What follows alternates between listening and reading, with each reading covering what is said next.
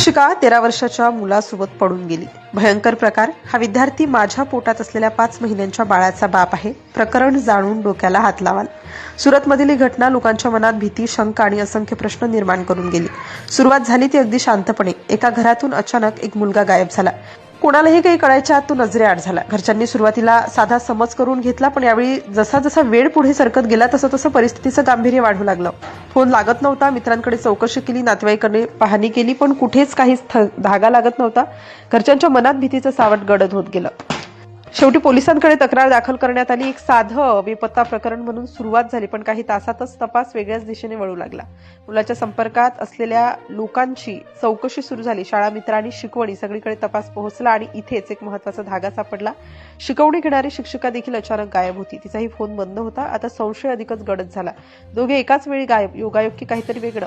पोलिसांनी लगेच हालचालींचा माग काढायला सुरुवात केली. सीसीटीव्ही फुटेज तपासण्यात आले. काही ठिकाणी दोघे एकत्र दिसले आणि इथेच प्रकरणाने गंभीर वळण घेतलं.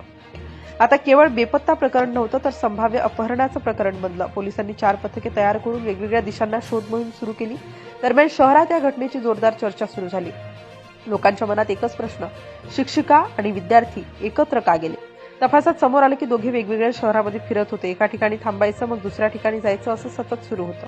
हॉटेलमध्ये राहण्याचे पुरावेही मिळाले. नाव बदलून, ओळख लपवून ते राहत होते, पण पोलिसांचं जाळं हळूहळू घट्ट होत चाललं होतं.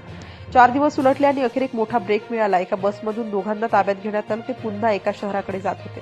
त्यांना ताब्यात घेतल्यानंतर चौकशी सुरू झाली. सुरुवातीला काहीच स्पष्ट झालं नव्हतं, सांगितलंही नव्हतं, पण प्रश्नांची मालिका वाढत गेली तसं सत्य बाहेर येऊ लागलं. दोघांनी कबुली दिली की अनेक महिन्यांपासून संपर्कात होते. त्यांच्या नात्याची सुरुवात साध्या ओळखीपासून झाली होती, पण हळूहळू हे नातं एका वेगळ्याच दिशेने गेलं. जे ऐकायला मिळालं ते अत्यंत धक्कादायक होतं. वैद्यकीय तपासणी करण्यात आली आणि रिपोर्ट्सने सगळ्यांनाच हादरवून टाकलं. प्रकरण आणखी गंभीर झालं. चौकशी दरम्यान शिक्षिकेने एक असा दावा केला ज्यामुळे वातावरण बदललं. पोलिसही काही क्षणासाठी थबकले. तिने सांगितलं की ती गर्भवती आहे आणि हे ऐकताच सगळ्यांच्या नजरा तिच्याकडे वळल्या आणि पुढे तिने जे सांगितलं त्याने सगळं उलथून टाकलं.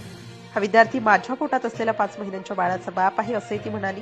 या एका वाक्याने प्रकरण पूर्णपणे बदललं. आता केवळ अपहरण नव्हतं, तर गंभीर गुन्ह्याचं रूप घेतलं जात. मुलाचाही जबाब नोंदवण्यात आला. त्याने काही गोष्टी कबूल केल्या, ज्यामुळे तपास आणखी खोल गेला. दोघांनी प्रवासादरम्यान अनेक शहरामध्ये थांबल्याचं आणि त्या काळात शारीरिक संबंध झाल्याचंही समोर आलं. पोलिसांनी पुढील तपासासाठी डीएनएची चाचणी सुरू केली. सत्य वैज्ञानिक पद्धतीने समोर येणार होतं.